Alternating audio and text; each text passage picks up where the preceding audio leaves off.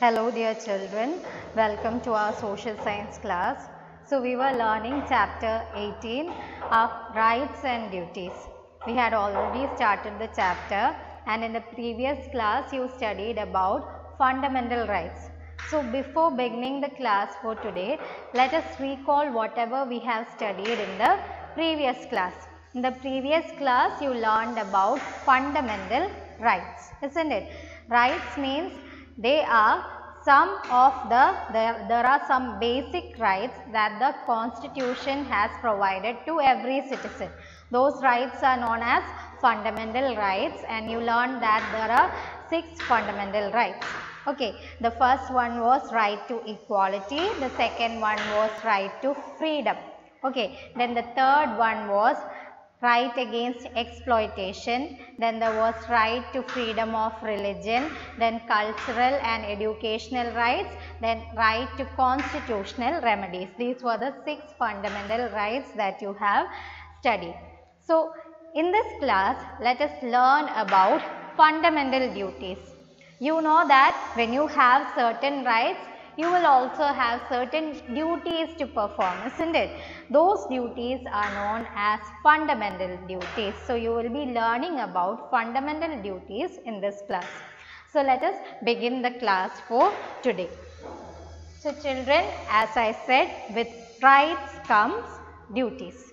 So, fundamental duties means a constitution expects the citizens to perform certain duties towards our country. Okay, our constitution expects the citizens. Citizens means the ones who are living in our country, who are born and who live in our country, have to perform certain duties towards the country. Those duties are known as fundamental duties. So, fundamental duties are duties that the citizens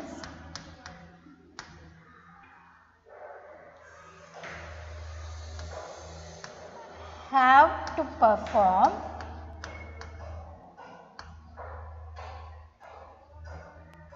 towards the country.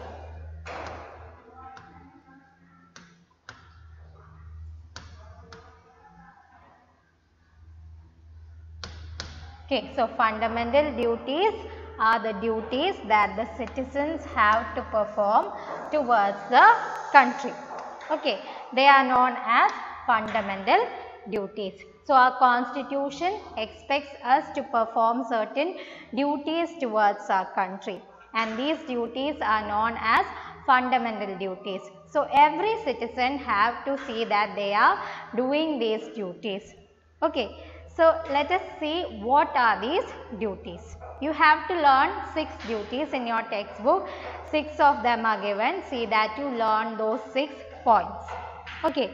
The first duty is to abide by the constitution. What is the first duty? First duty is to abide by the constitution. Okay. The second duty.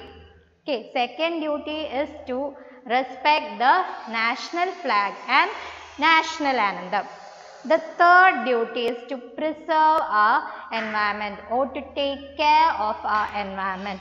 The fourth duty is to take care of the public property. The next is to preserve our cultural heritage.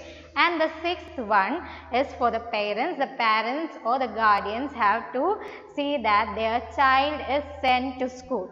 Okay, they have to send their child definitely to school, or definitely they have to provide education to the child if he or she is below 14 years of age. So, these are the 6 fundamental duties that we have to study.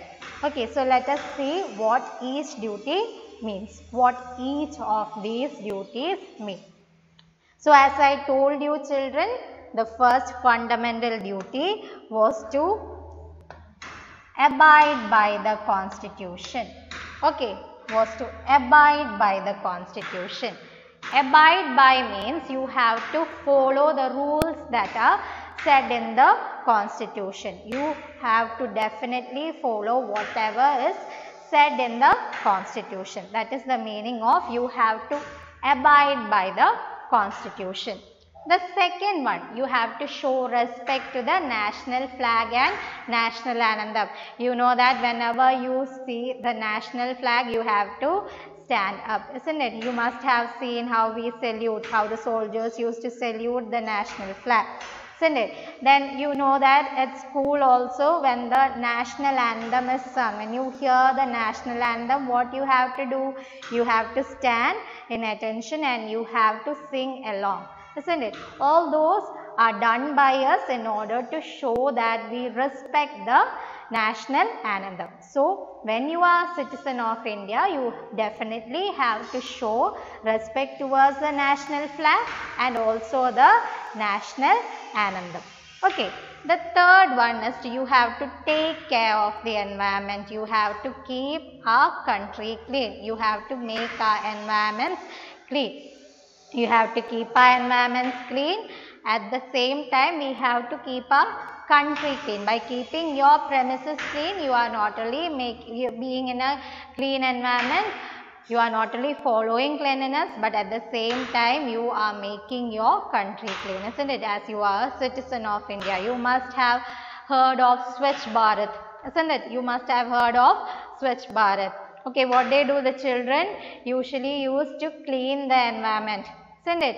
So, that is the third fundamental duty. We have to take care of our environment. We should not damage the environment. We have to preserve our environment and also keep our surroundings clean. Okay. The next one is we should take care of the public property. That means we should not damage the public property. For example, the bus stops or the railway stations or the monuments, the historical monuments that are there. Monuments means the buildings. When you visit such places or if you go to such places, you should not cause any damage to such places. You should not litter those places also. Litter means you should not throw waste over there. The same time, you should not cause any damage to those places. So, that is we should not damage the public property. Why? Because it is provided by the government for all the citizens to use, isn't it? So, we have to use that public property carefully. You have to keep it, we have to safeguard it.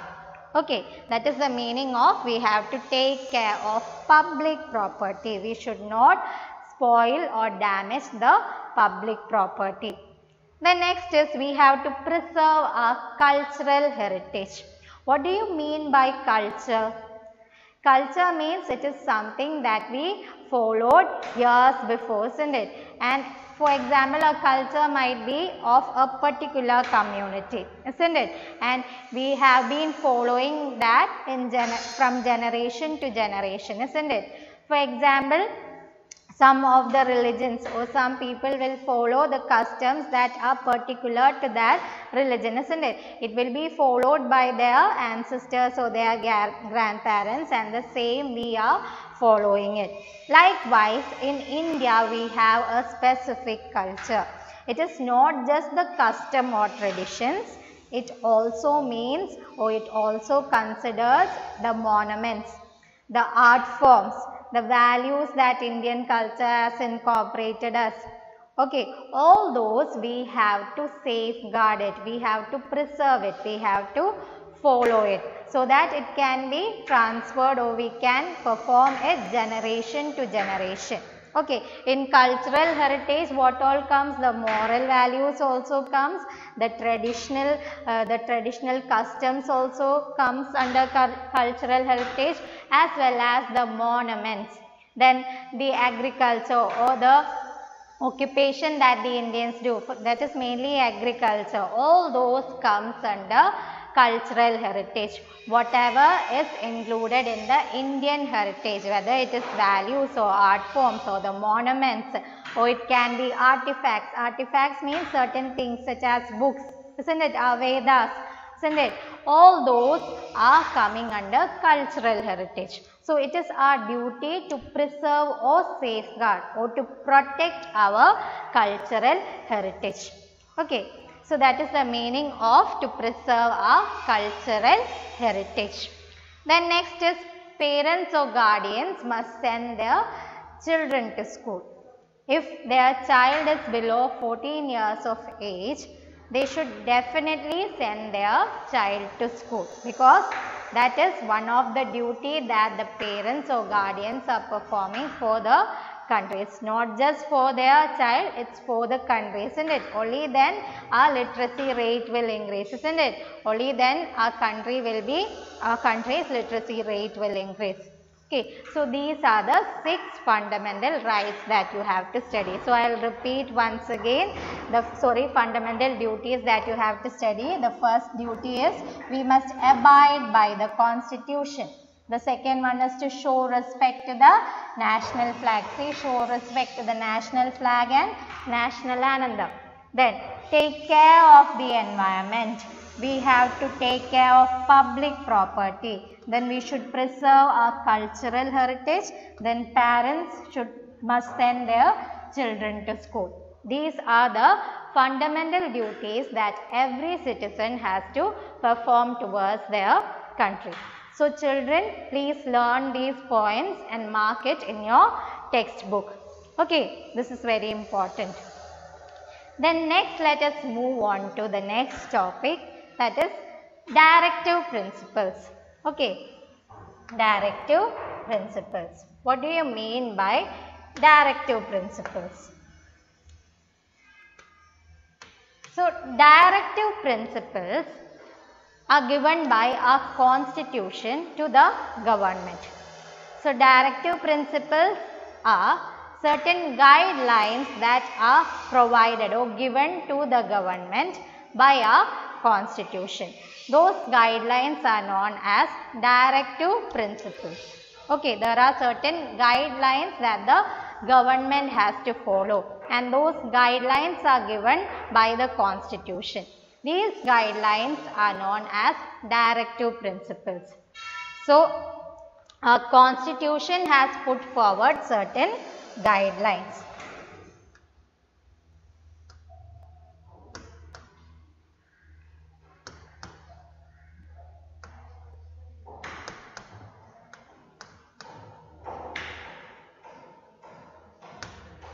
These are guidelines for the government by the constitution.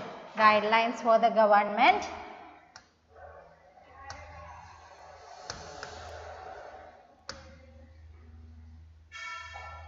because these guidelines are provided by the constitution itself. Guidelines means a set of rules, and it is for the welfare. Okay, for the welfare of people. For the welfare of people or the citizens of India. Welfare means for the well-being or for the good of the people, so that the people can live in good health. Okay, without any problems. They are safe, for the safety of the people. Okay, so these are guidelines. Guidelines means the directions, certain directions or rules that are given to the government by the constitution. And the constitution is making sure, ensures that the government have to follow these guidelines. Okay, the government definitely have to follow these guidelines for the welfare of the people. Understood? So, directive principles means our constitution has provided certain guidelines for the government for ensuring the welfare of the people. Okay, that means for the well-being of the people. Those guidelines are known as directive principles. These are the things that the government have to do. Okay, these guidelines are the things that the government should definitely do. Okay, that means certain things that the government have to follow. Those are guidelines. You can say that they are set of instructions, just like a set of instructions. Okay, you have to learn 3 guidelines. Okay, there are 3 directive principles that the government should definitely follow. Okay, there the government should make sure that people have proper living conditions. That means they are living in a good condition. Okay, people have proper living conditions like food, shelter, electricity, etc. Okay, that is what is meant by people are having proper living conditions. So, government should ensure that the people have proper living conditions. They have good food, water, shelter, electricity. They are not what they are getting, they are not denied from any of this. Okay, that is what is meant by proper living conditions. Okay, those are the things that have to be present for their well-being. So, government should definitely ensure that the people have proper living conditions. Then the next thing the government has to ensure is that every child goes to school. Whichever child, whether he is between 6 and 14 years of age, he should definitely be sent to school. Okay, every child goes to school. Government has to make sure that every child goes to school as well as people have proper living condition. Then the next one is the government have to ensure that all the citizens when he is sick is getting proper treatment. He should ensure that the person, if he gets sick, every person who gets sick should get proper treatment when sick. Every person gets proper treatment when he is sick. Proper treatment for the people. These are the 3 directive principles that you have to study. Please study these 3 points and please mark it in your textbook. So, I will repeat once again. Directive principles are certain guidelines that are given to the government by our constitution. The government has to make sure that the government follows it so that for the welfare of the people, that means for the well-being of the people. And there are 3 directive principles. One is the government have to make sure that the people have proper living conditions. Government should make sure that every child goes to school. Government should also make sure that the people are getting proper treatment when he or she is sick. So, children, please do read your textbook well. Please read this chapter thoroughly. So, I hope that this part is clear for you. So, thank you, children.